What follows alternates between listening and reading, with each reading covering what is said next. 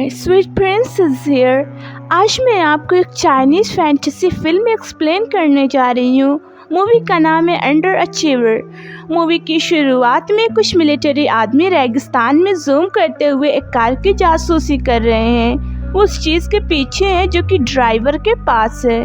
वो अपनी मोटरसाइकिल पर उस आदमी का पीछा करते हैं और आखिर में उसे रोकते हैं, लेकिन जिस चीज़ को इतनी बुरी तरीके से ढूंढ रहे होते हैं वो उसके पास नहीं होती है।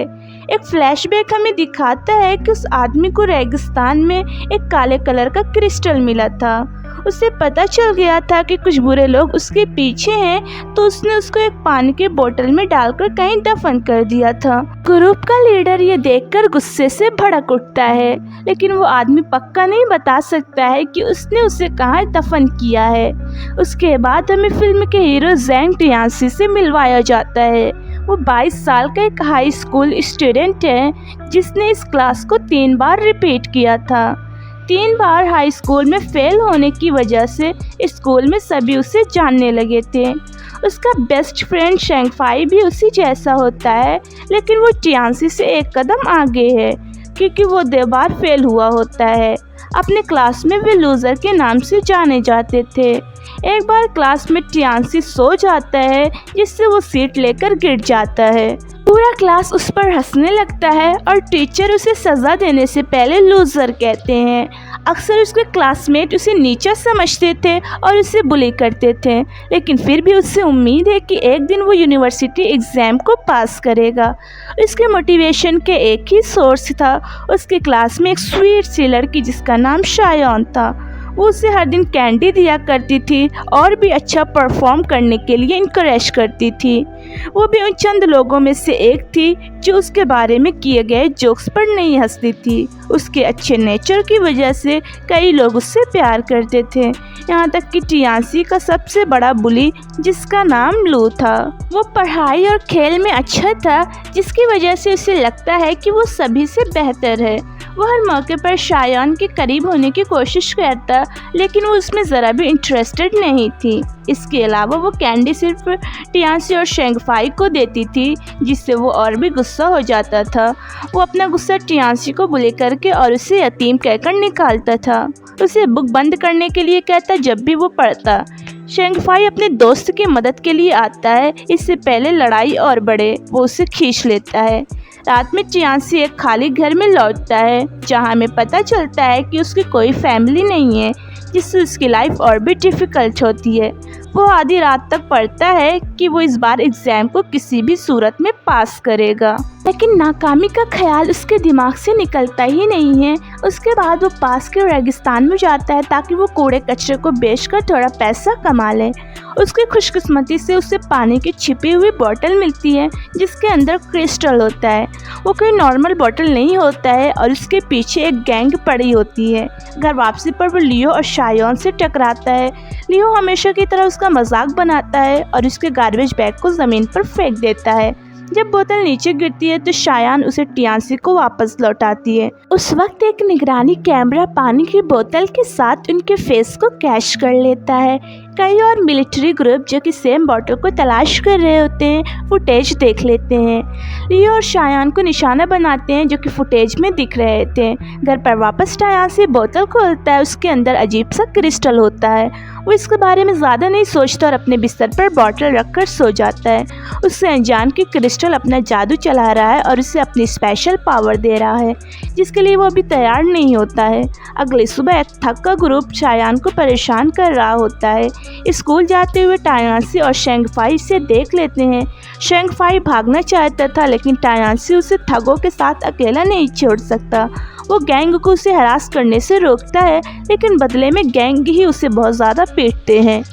वो उसकी नोटबुक फाड़ देते हैं और ज़बरदस्ती एक पेश खाने के लिए कहते हैं। स्कूल में टीचर को लड़ाई के बारे में बताया जाता है, लेकिन एक्शन लेने के बजाय वो इन सब के लिए टियानसी को ही ब्लेम करते हैं। शायन और शेंगफाई वो टियानसी की साइड लेते हैं, लेकिन टीचर वो इसके बारे में बहस नहीं करना चाहते थे और उन्हें भी इसके बारे में भूलने के लिए कहते हैं।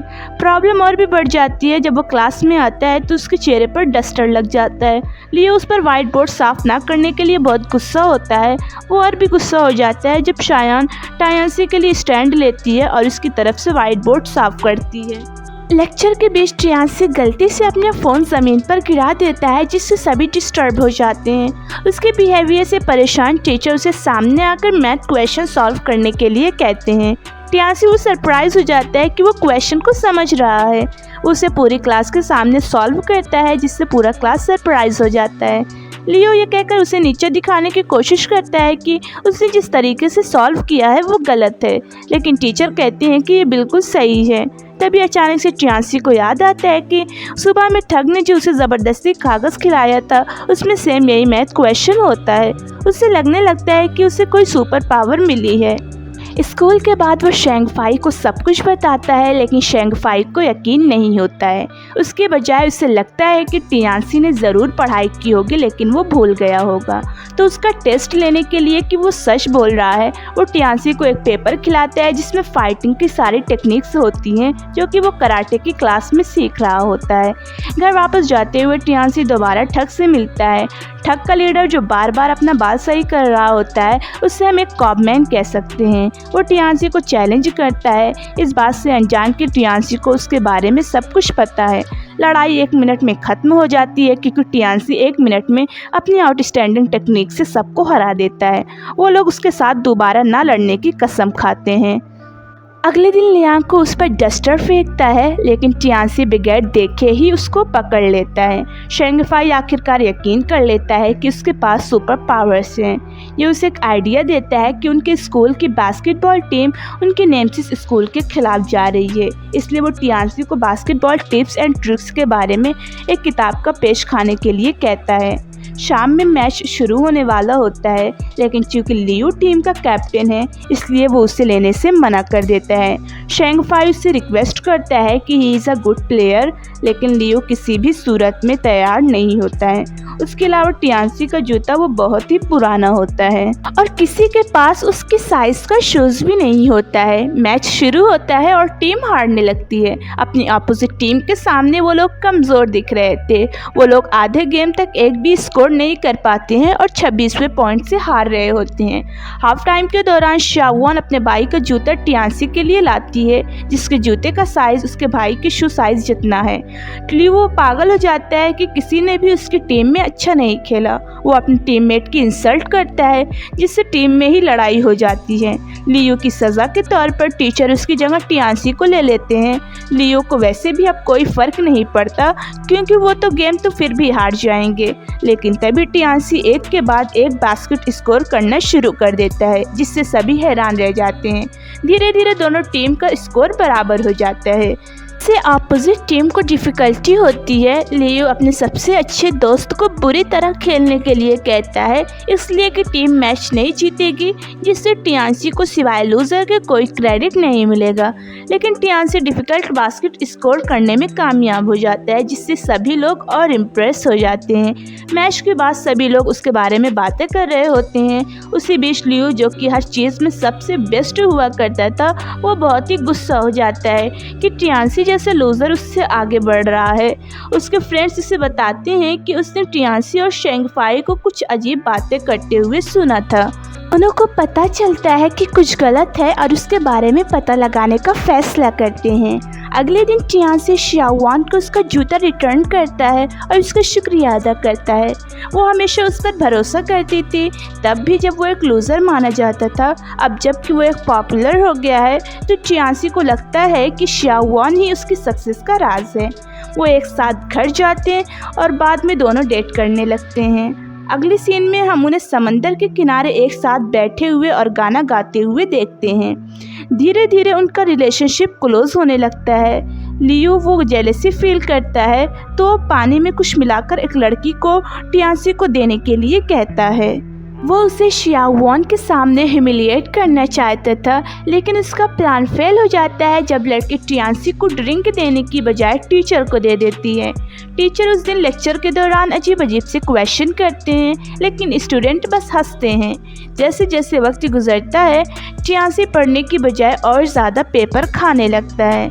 लेकिन जल्द ही उसे पता चलता है कि कागज़ की मेमोरी उसके दिमाग में जगह ले रही है और उसकी ज़िंदगी में जो भी इंसिडेंट हुए वो धीरे धीरे उन्हें भूल रहा है।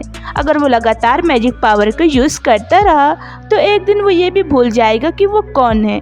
हालांकि उसे इस बात से भी डर लगता था कि अगर वो इसे वापस लौटा देगा तो वो एक लूज़र बन जाएगा और शायद शाओवान उसको पसंद ना करे। दोपहर क्रिस्टल को ढूंढने वाले उस कॉम्ब मैन से मिलते हैं। वो गैंग को धमकी देते हैं कि लियू और शाओवान का पता बताए। स्कूल के बाद लियू शाओवान को घर साथ चलने पर फोर्स करता है, जबकि वो बराबर मना करती है। अचानक कोई पीछे से उन पर अटैक करता है और उन्हें गैंग के पास लेकर जाता है। उसे क्रिस्टल के बारे में पूछा जाता है, जिसके बारे में ऑफ कोर्स वो बिल्कुल भी नहीं जानते हैं। लेकिन जैसे आदमी उन्हें समझाते हैं कि क्रिस्टल क्या है, लियो को पता चलता है कि टियान्सी के पास ज़रूर होगा। वो गैंग को टियान्सी के बारे में बताता है और उसका फ़ोन नंबर भी देता है। दूसरी तरफ टियान्सी शेंगफाई को अपनी मेमोरी प्रॉब्लम के बारे में बताता है। वो बताता है कि वो क्रिस्टल का यूज़ अब और नहीं करना चाहता। शेंगफाई दुखी हो जाता है क्योंकि वो नए टियान्सी को पसंद करने लगता है, लेकिन वो उसकी परेशानी को भी तो समझता है। तभी उन्हें किडनैपर का फ़ोन आता है। को क्रिस्टल के साथ उस जगह पर आने के लिए धमकी देते हैं अगर वो चाहता है कि उसके दोस्त जिंदा रहें। टियान्सी जानता है कि वो जो चाहते हैं उसे देने के बाद भी ये कंफर्म नहीं है कि ग्रुप उनको छोड़ देंगे, इसलिए गैंग को सबक सिखाने के लिए वो बहुत ज़्यादा पेपर खा लेता है जिसमें फाइटिंग स्किल्स होती है। जाने से पहले वो शेंगफाई को एक पर्पल गिफ्ट बॉक्स देता है शाओवान को देने के लिए अगर वो वापस ना लौटे। अगली सीन में उसे गन पॉइंट पर गैंग के पास ले जाया जाता है और उन्हें बॉटल देता है, लेकिन लीडर वो गुस्से से भड़क उठता है ये देखकर कि बॉटल खाली है। वो लियू और शाओवान पर फायर करने वाला होता है और टियान्सी उन्हें छोड़ने के लिए भीख मांगता है। लियू घबरा जाता है और भागने लगता है, जिससे वो शूट करता है और उसके पैर में गोली लग जाती है। वो जल्दी से शाओवान के साथ बॉक्स के पीछे छिप जाता है। गैंग शाओवान को पकड़ने में कामयाब हो जाते हैं और शाओवान को टियान्सी के खिलाफ बंधक बनाते हैं। टियान्सी चाकू से उन पर अटैक करता है, लेकिन थोड़ी सी मशक्क़त के बाद उस पर चाकू से हमला किया जाता है। लीडर को सिचुएशन पर पूरा कंट्रोल होता है। कुछ दिनों बाद लियू अपने क्लास में बातें कर रहा होता है कि कैसे उसने अपनी जान बचाई। दूसरी तरफ शेंगफाई शाओवान को वो गिफ्ट बॉक्स देता है जो कि टियान्सी ने दिया होता है। उसमें टॉवल थी जिसमें वो बास्केटबॉल मैच के दौरान उसे पोंछा करती थी, कैंडी रैपर और बहुत सी छोटी छोटी चीज़ें थी। जब हमें लगता है कि वो ज़िंदा नहीं रह पाएगा तभी टियान्सी उन दोनों के सामने आता है। एक फ्लैशबैक हमें दिखाता है कि जब वो बहुत बुरी तरह से ज़ख्मी हो गया था तब वो चाकू अपने पेट से निकालता है और लीडर को मारता है।